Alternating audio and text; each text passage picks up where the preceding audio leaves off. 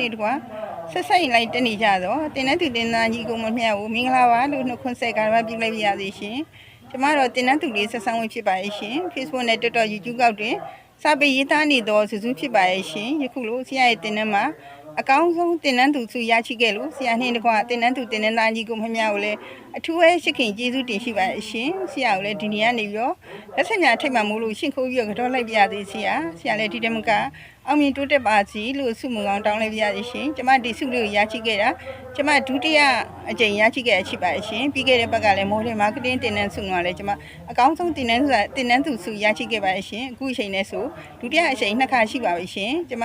ဒီတင်တဲ့ဆုတွေရရှိခဲ့တာဆရာလင်းတိုင်းညွှန်တွေကတင်တဲ့သူညီကိုမများနဲ့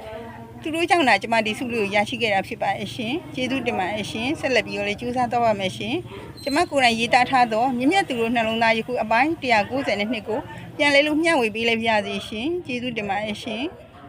မင်္ဂလာပါရှင်မောင်လေးညီမလေးတို့ရေပါစင်နယ်ဗရန်ဒီတိဆောက်တဲ့နေရာမှာ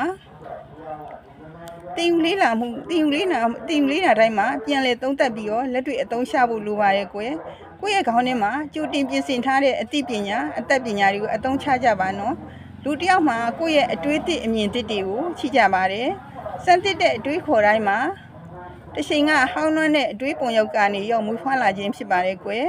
ညံကောင်းတဲ့သူတွေမှာတာမန်လူတွေတဲ့အတွေးသစ်အမြင်သစ်တွေကိုဘဝကိုပုံမူပြီးတော့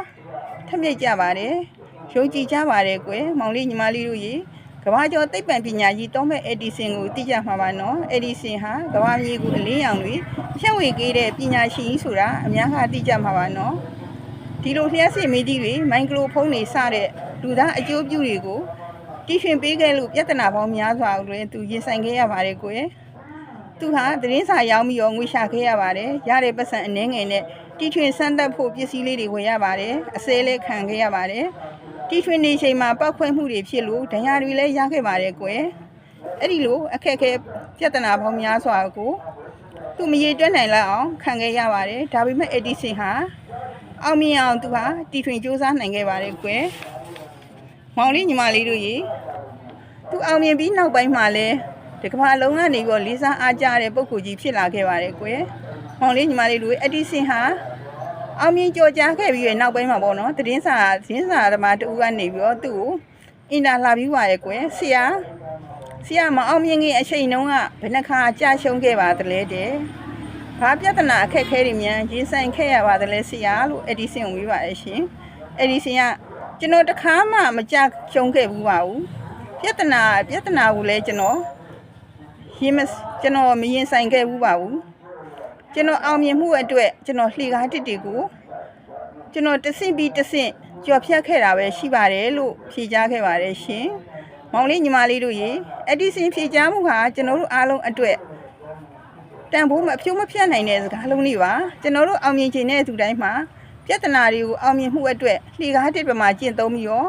ကျွန်တော်တို့စွမ်းရည်တွေကိုထုတ်သုံးမှုအတွက်လောင်စာစီတွေမှာကျင့်သုံးပြီးတော့ဘဝကိုအရှုံးမပေးဘဲနဲ့စိန်ခေါ်မှုတွေနဲ့ပြောင်းလဲမှုတွေနဲ့အသုံးချပြီးတော့အက်ဒီဆင်လိုဘဝကိုမောင်လေးညီမလေးတို့အတူယူမှတ်သားစေဖို့မိမောင်းထိုးပြလိုက်ရစေရှင်ချစ်ခင်စွာဖြင့်မျှဝေပေးလိုက်ရစေရှင်ကျေးဇူးတင်ပါတယ်ရှင်